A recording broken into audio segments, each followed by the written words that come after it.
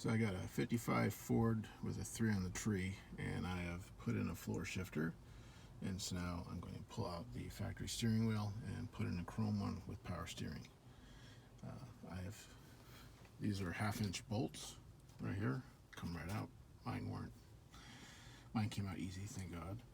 A couple little screws here, and then just flip these around. So now I've got clearance to pull that out. Now I went and I took these off right here, but all this does is make my shifter move. It does not do anything for the column.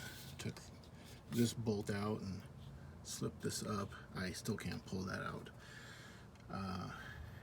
When I looked in the manual, there's, the recommended procedure is taking the steering wheel off and removing all the pieces from the column, so I think that's my problem. But I've seen other videos where they just take the whole thing out, so that's what I'm going to try to do.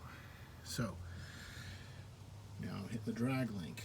Okay, so I've peeled these back, peeled that up, scraped all the grease out, pulled this cotter pin out, and then I was trying to figure out how do I get this cap out.